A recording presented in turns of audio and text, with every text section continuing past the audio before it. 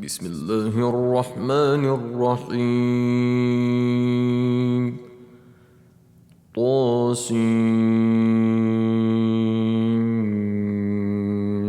تلك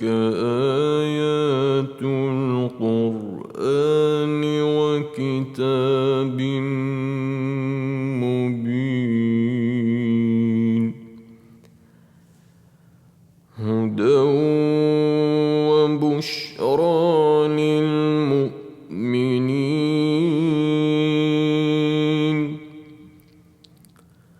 الذين يقيمون الصلاة ويؤتون الزكاة وهم بالآخرة هم يوقنون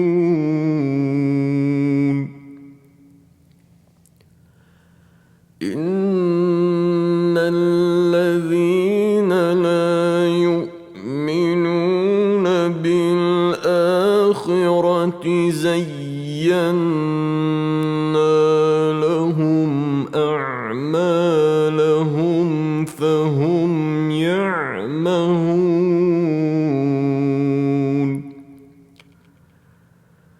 أولئك الذين لهم سوء العذاب وهم في الآخرة هم الأخسرون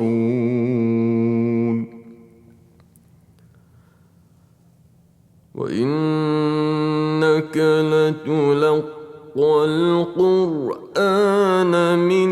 لدن حكيم عليم إذ قال موسى لأهله إني آنست نارا سآتيكم منها بخبر أو آتيكم بشهاب قبس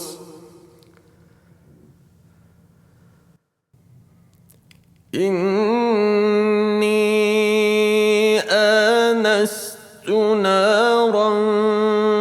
سآتيكم منها بخبر أو آتيكم بشهاب قبس لعلكم تصطلون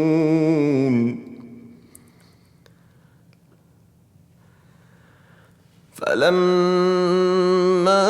جاءها نودي أن بورك من في النار ومن حولها وسبحان الله رب العالمين.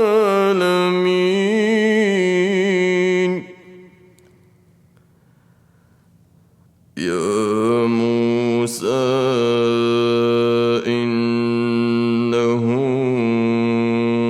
أنا الله العزيز الحكيم وألق عصاك فلما رآها تهتز كأنها جان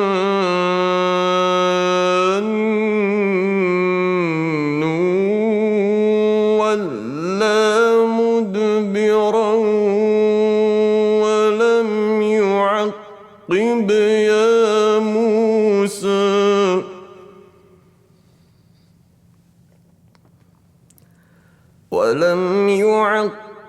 يا موسى لا تخف إني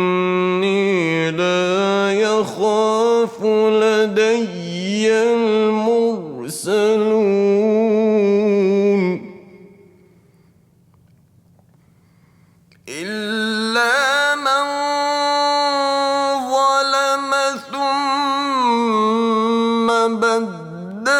حسنا بعد سوء فإني غفور رحيم.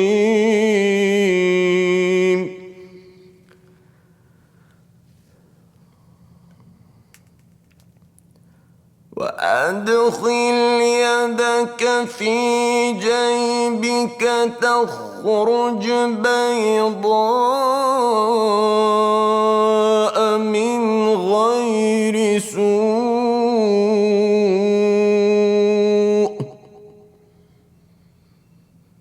في 9 آيات إلى فرعون وقومه إنهم كانوا قوما فاسقين.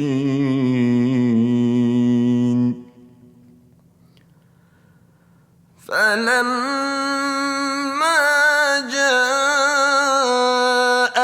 جاءتهم آياتنا مبصرا قالوا هذا سحر مبين.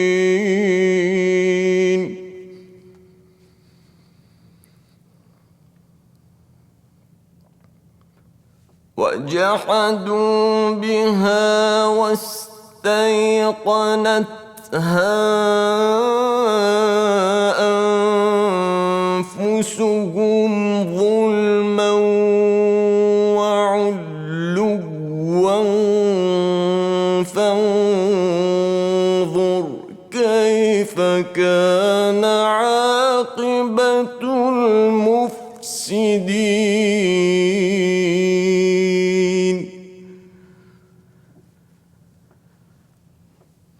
ولقد آتينا داود وسليمان علما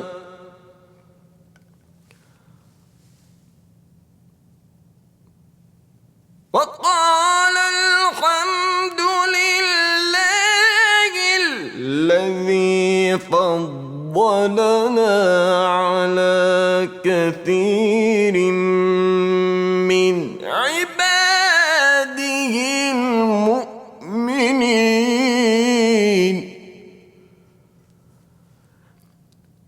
وورث سليمان داود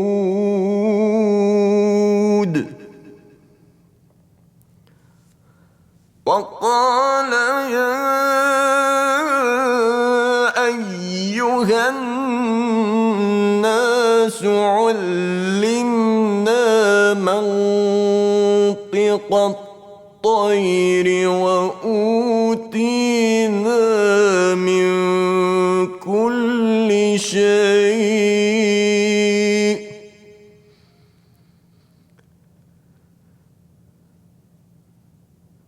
إن هذا لهو الفضل المبين.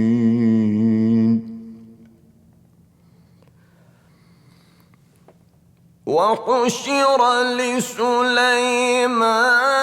جنوده من الجن والإنس والطير فهم يوزعون.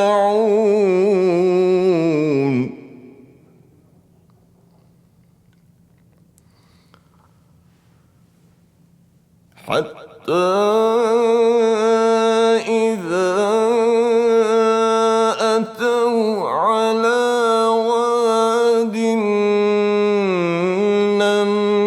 قالت نملة يا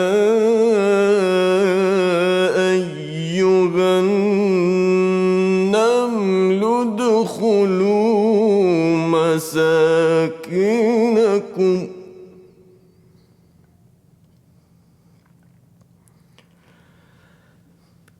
يا أيها النمل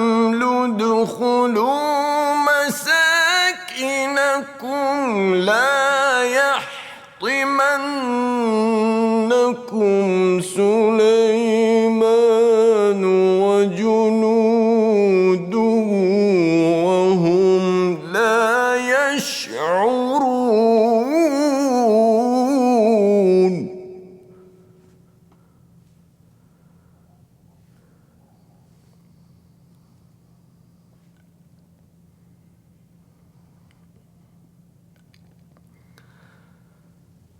فتبسم ضاحكا من قولها وقال رب أوزعني أن أشكر نعمتك التي أنعمت علي وعلى والدي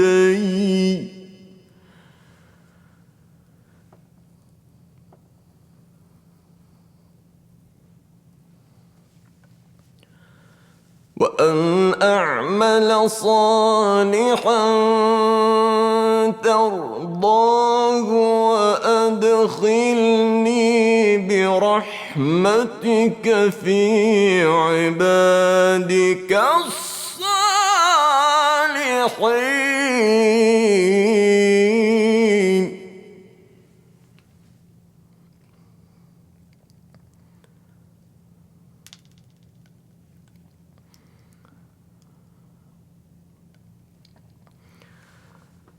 وتفقد الطير فقال ما لي لا أرى الهدهد أم كان من الغائبين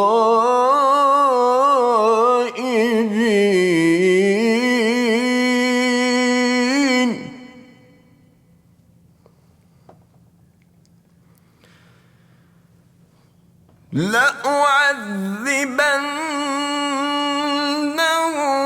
عذابا شديدا أو لأذبحنه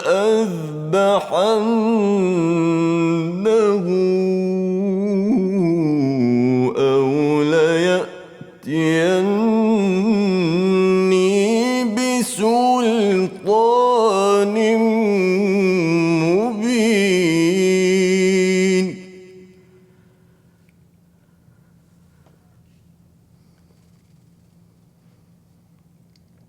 فمكث غير بعيد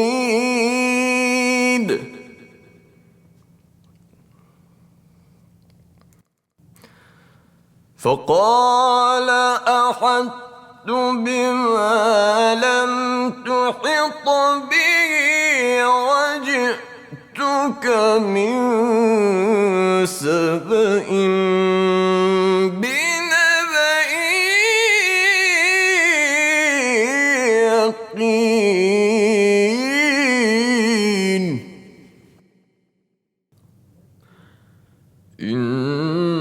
إني وجدت امرأة تملكهم وأوتيت من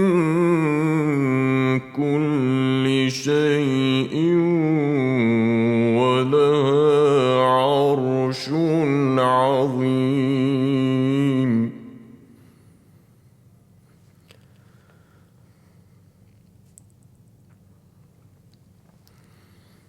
وجدتها وقومها يسجدون للشمس من دون الله وزين لهم الشيطان أعمالهم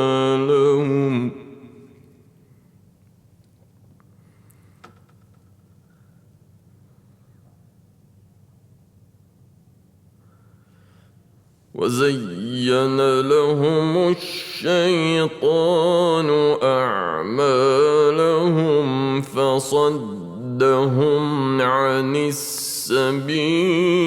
فهم لا يهتدون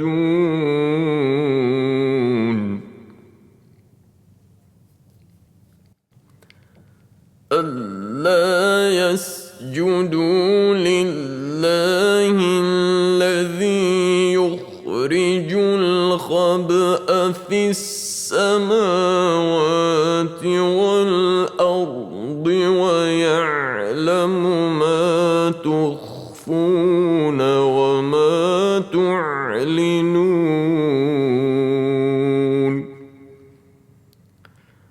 الله لا إله إلا هو رب العرش العظيم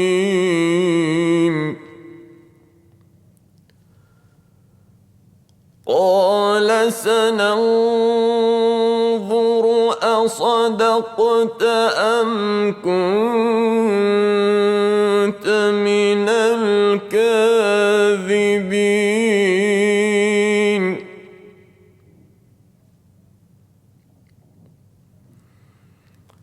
اذهب بكتابي هذا فألقه إليهم ثم تول عنهم فانظر ماذا يرجعون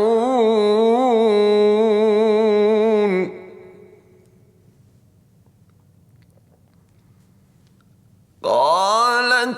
يا أيها الملأ إني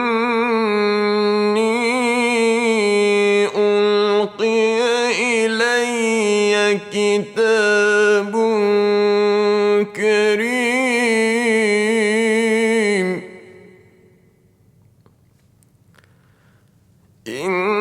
إنه من سليمان وإنه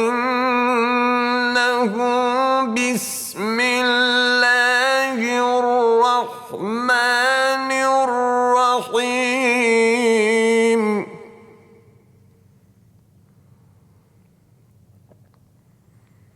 ألا تعلوا علي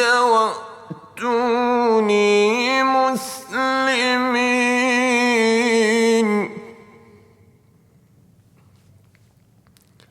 قالت يا أيها الملأ أفتوني في أمري ما كنت قاطعة أمرا حتى تشهدون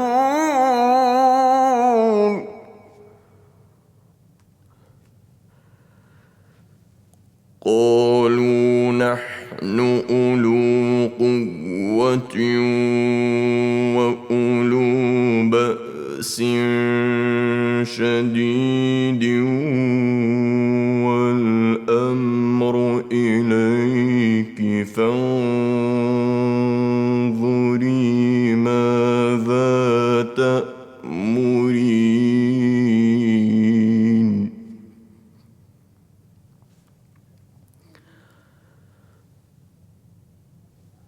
قالت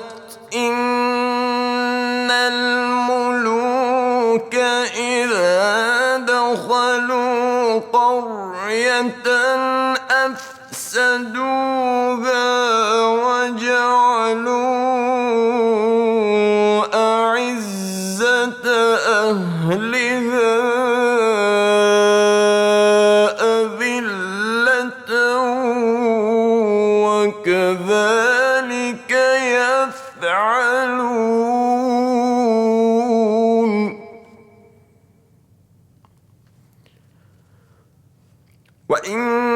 وإني مرسلة إليهم بهدية فناظرة بما يرجع المرسلون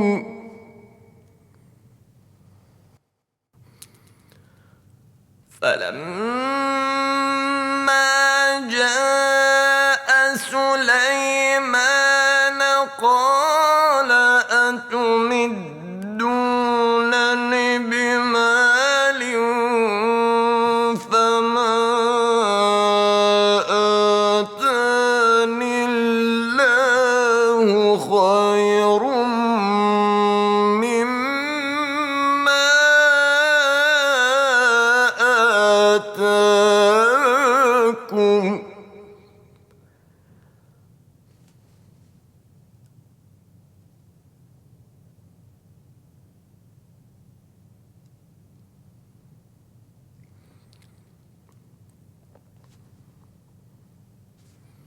بل أنتم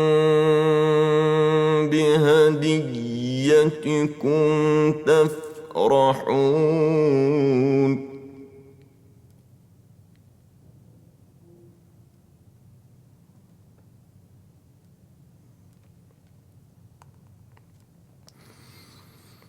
بل أنتم بهديتكم تفرحون ارجع إليهم فلنأتينهم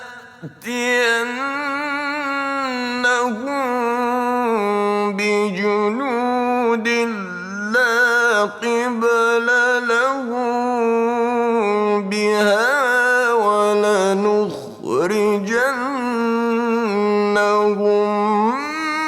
منها أذلة وهم صاغرون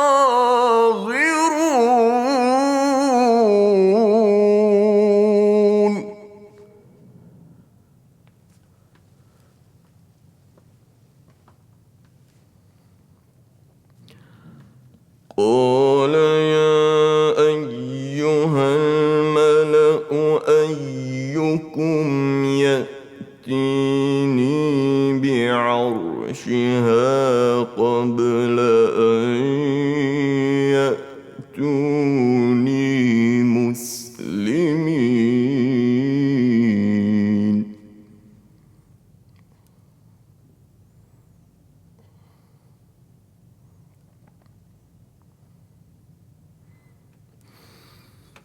قال عفريت من الجن أنا آتيك به قبل أن تقوم من مقامك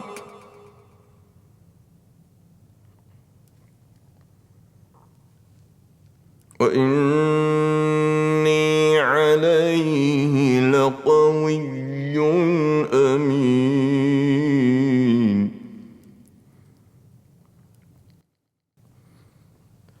قال الذي عنده علم من الكتاب أنا آتيك به قبل أن يرتد إليك طرفك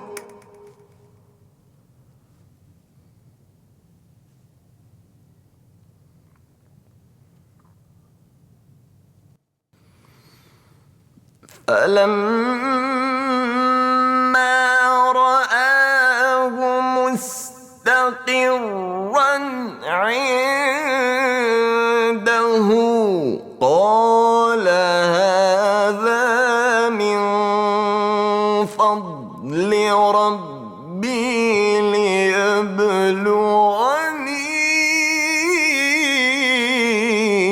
أأشكر أم أكفر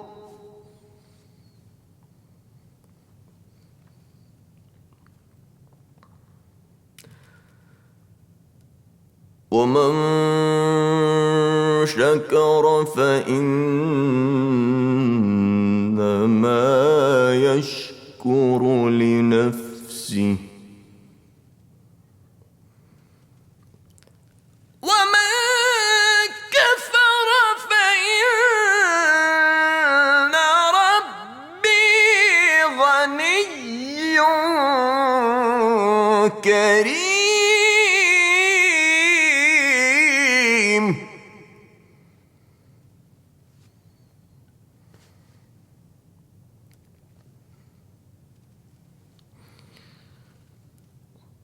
قال نكروا لها عرشها ننظر أتهتدي أم تكون من الذين لا يهتدون.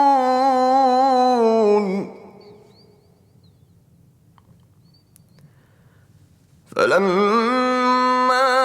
جاءت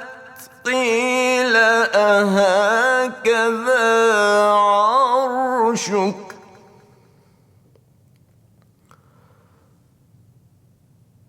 قالت كأنه هو وأوتينا العلم من قبلها وكنا مسلمين.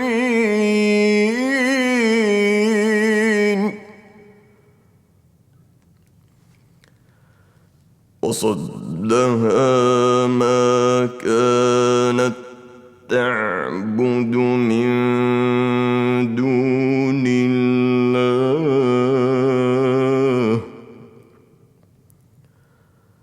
إنها كانت من قوم كافرين.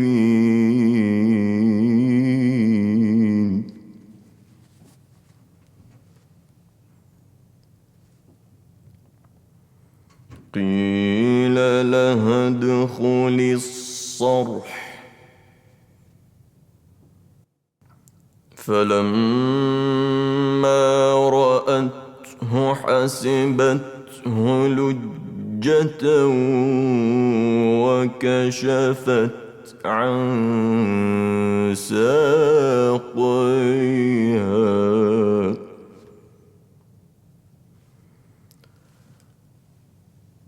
قال إنه صرح ممرد من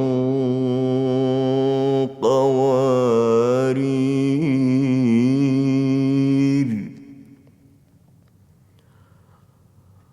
قالت رب إني ظلمت نفسي وأسلمت مع سليمان لله رب العالمين.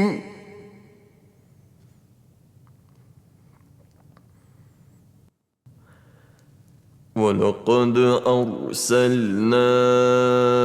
إلى ثمود أخاهم صالحا أن اعبدوا الله فإذا هم فريقان يختصمون.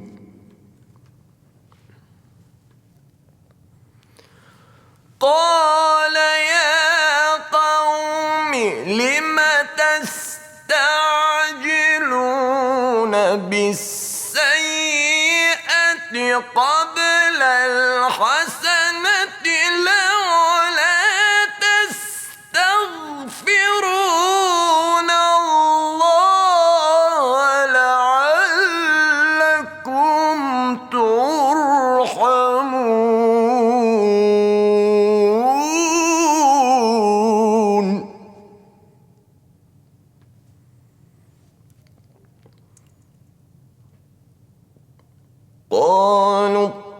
طيرنا بك وبمن معك قال طائركم عند الله بل أنتم قوم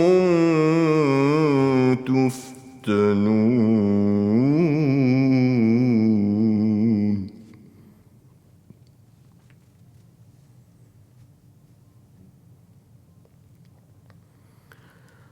وكان في المدينة 9 رهط يفسدون في الأرض ولا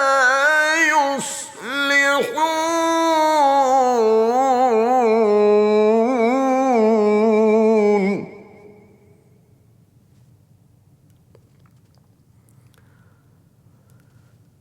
قالوا تقاسموا بالله لنبيتنه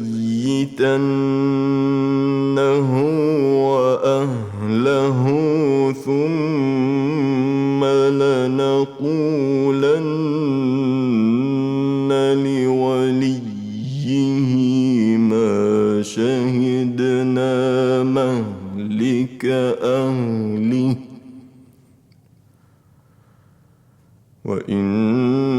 وإنا لصادقون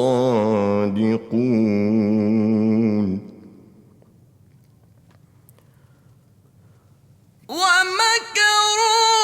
مكرا ومكرنا مكرا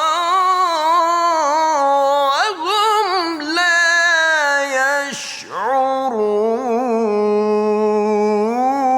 يشعرون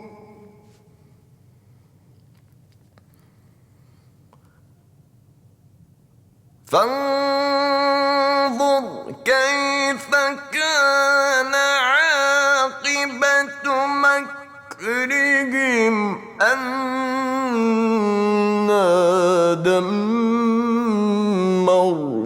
دمرناهم وقومهم أجمعين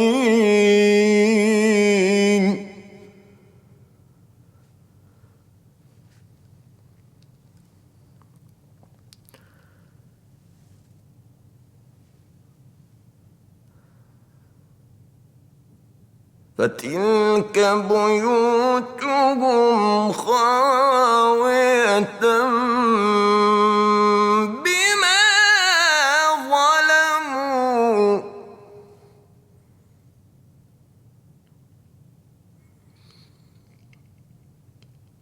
إن في ذلك لآية لقوم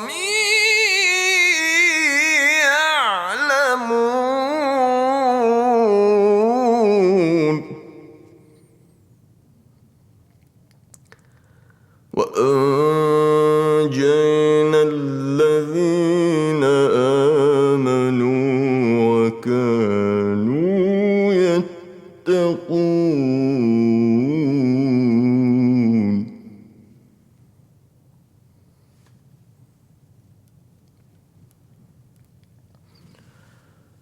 ولوطا إذ قال لقومه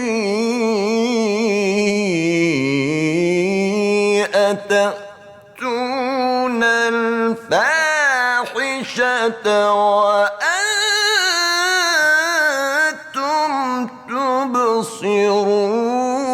تبصرون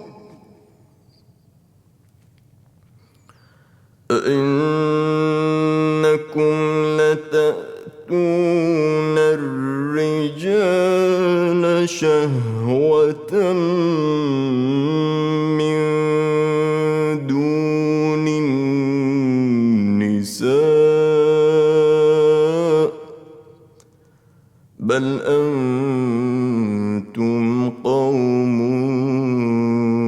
تجهلون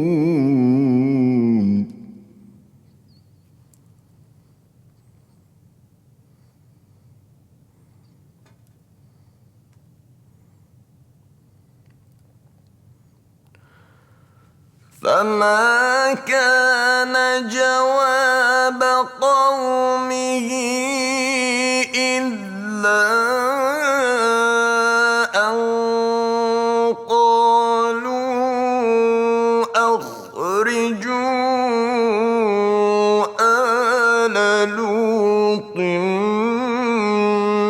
من قريتكم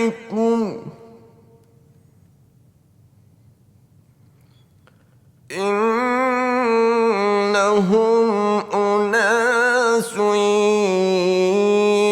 يتطهرون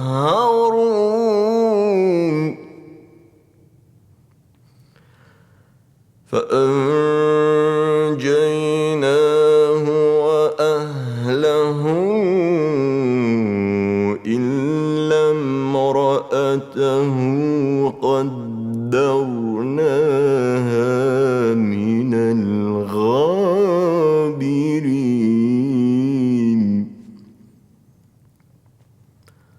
وأمطرنا عليهم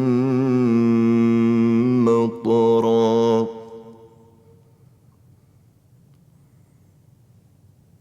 فساء مطر المنظرين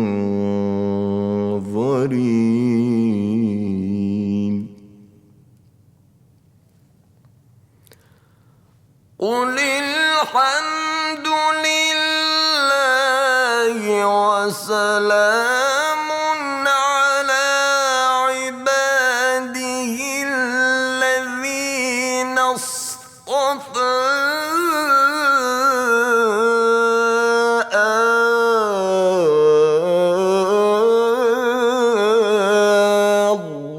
الله خير أما يشركون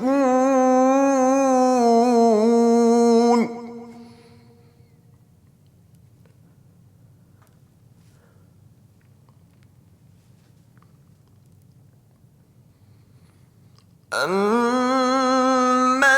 خَلَقَ السَّمَاوَاتِ وَالْأَرْضَ وَأَنزَلَ لَكُم مِّنَ السَّمَاءِ مَاءً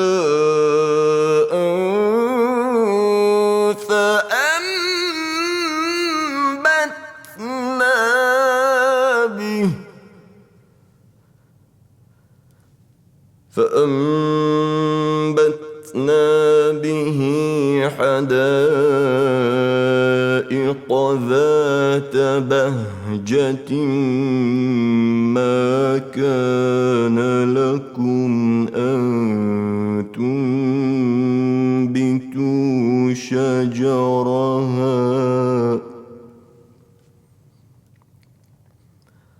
أإله مع الله بل هم قوم يعدلون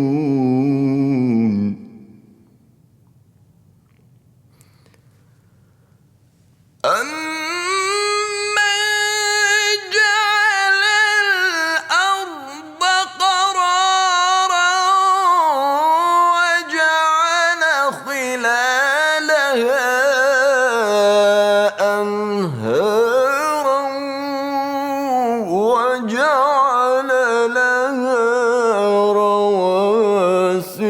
وجعل بين البحرين حاجزا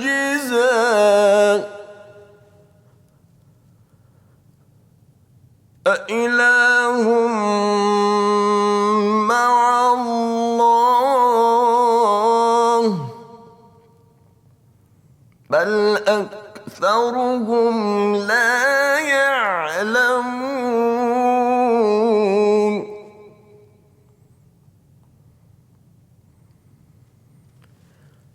أَمَّن يُجِيبُ الْمُضْطَرَّ إِذَا دَعَاهُ وَيَكْشِفُ السُّوءَ وَيَجْعَلُكُمْ خُلَفَاءَ الْأَرْضِ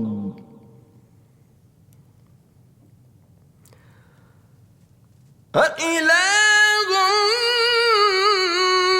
مَّعَ اللَّهِ قَلِيلًا مَّا تَذَكَّرُونَ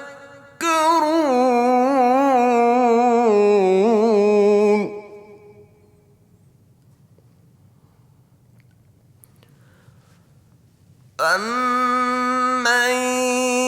يَهْدِيكُمْ فِي ظُلُمَاتِ الْبَرِّ وَالْبَحْرِ وَمَن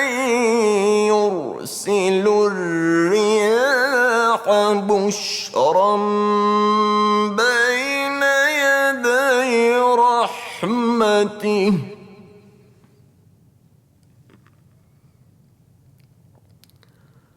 أَإِلَٰهٌ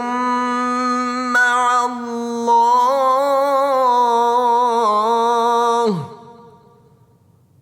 تَعَالَى اللَّهُ عَمَّا يُشْرِكُونَ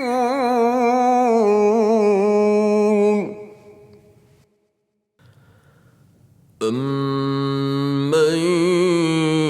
يَبْدَأُ الْخَلْقَ ثُمَّ يُعِيدُهُ وَمَن يَرْزُقُكُم مِّنَ السَّمَاءِ وَالْأَرْضِ أَإِلَٰهٌ مَّعَ اللَّهِ قُلْ هَاتُوا بُرْهَانَكُمْ إِن كُنتُمْ صَادِقِينَ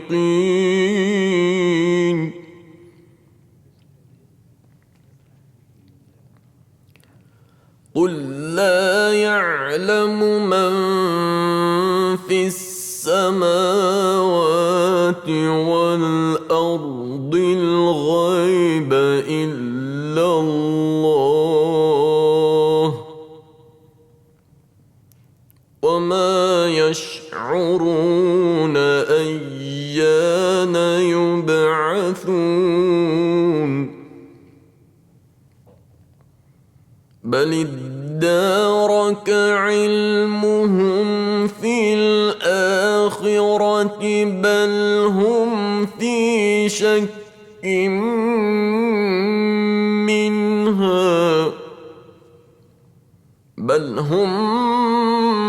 مِّنْهَا عَمُونَ وَقَالَ الَّذِينَ كَفَرُوا أَإِذَا كُنَّا تُرَابًا وَآبَاؤُنَا أَإِنَّا لَمُخْرَجُونَ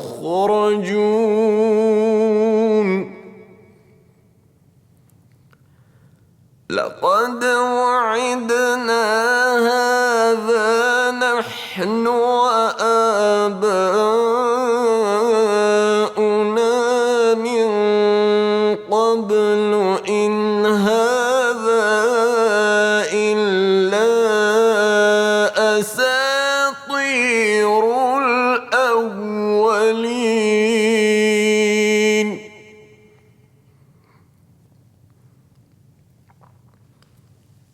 قُلْ سِيرُوا فِي الْأَرْضِ فَانظُرُوا كَيْفَ كَانَ عَاقِبَةُ الْمُجْرِمِينَ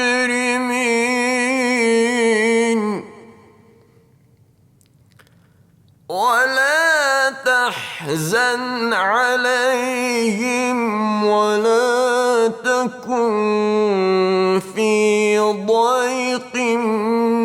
مما يمكرون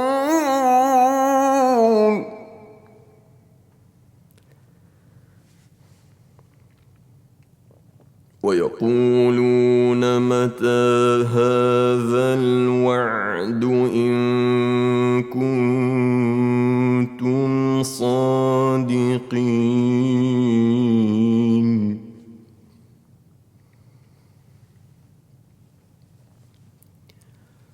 قل عسى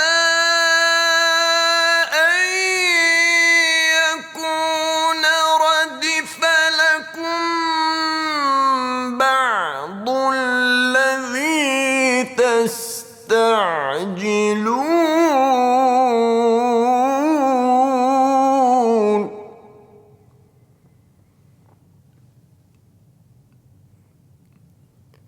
وإن ربك لذو فضل على الناس ولكن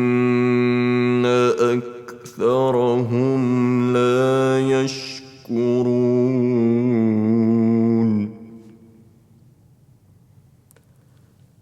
وإن ربك ليعلم ما تكن صدورهم وما يعلنون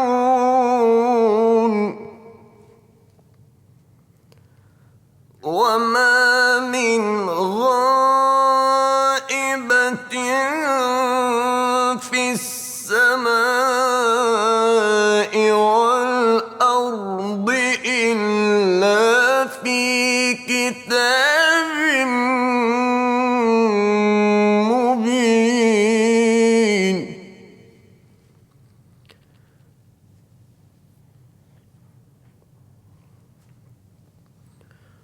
إن هذا القرآن يقص على بني إسرائيل أكثر الذي هم فيه يختلفون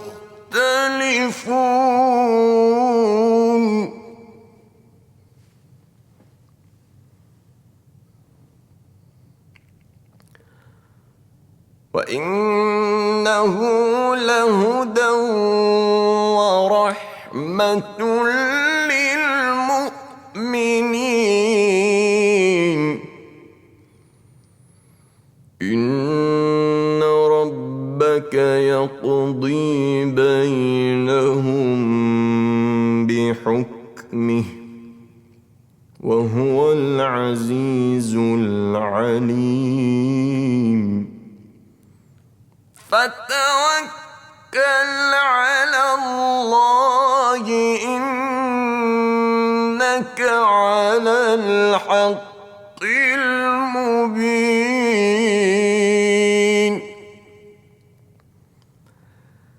إنك لا تسمع الموتى ولا تسمع الصم الدعاء إذا ولوا مدبرين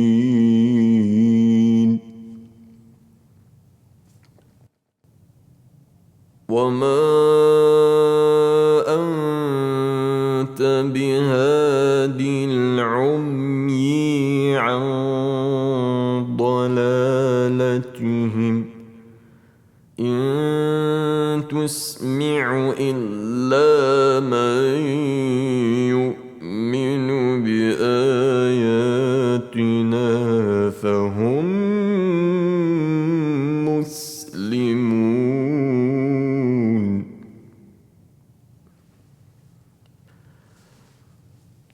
وإذا وقع القول عليهم أخرجنا لهم دابة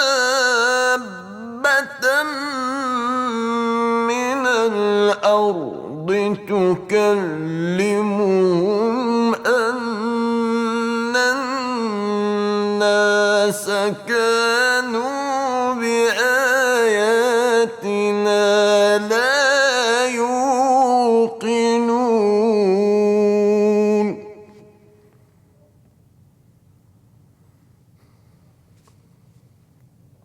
ويوم نحشر من كل أمة فوجا ممن يكذب بآياتنا فهم يوزعون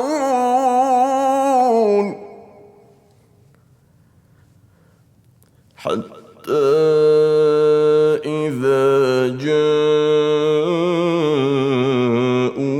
قال أكذبتم بآياتي ولم تحيطوا بها علما أم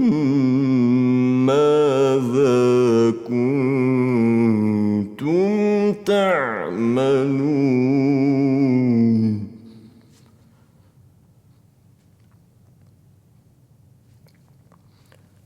ووقع القول عليهم بما ظلموا فهم لا ينطقون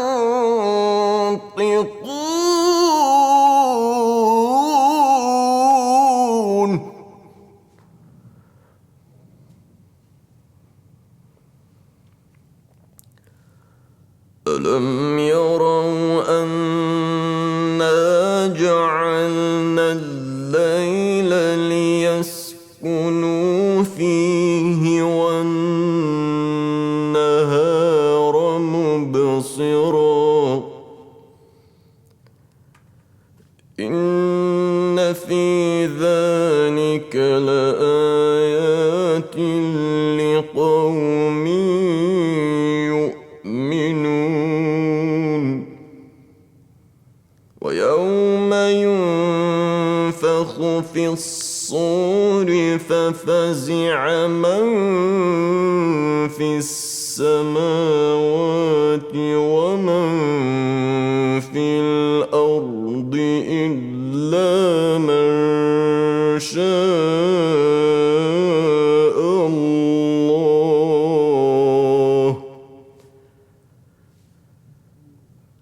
وكل أتوه داخرين وترى الجبال تحسبها جامدة وهي تمر مر السحاب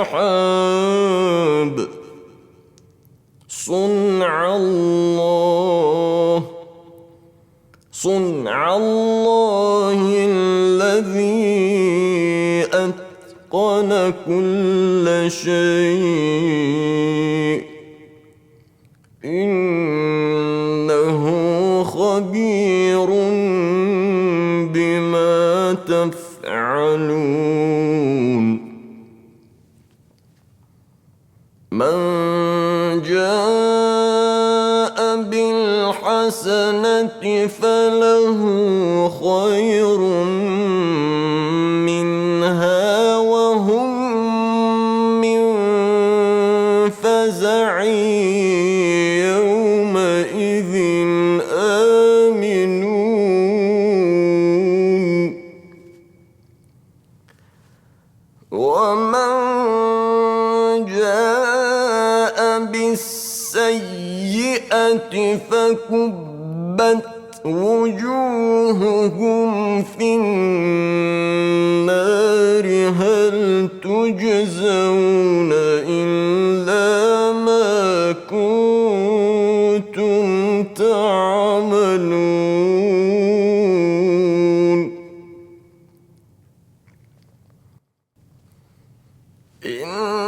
إنما أمرت أن أعبد ربي البلدة الذي حرمها وله كل شيء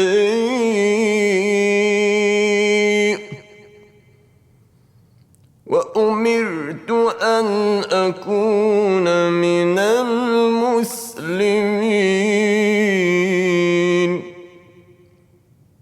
وأن أتلو القرآن فمن اهتدى فإنما يهتدي لنفسه ومن ضل فقل إنما أنا من المنذرين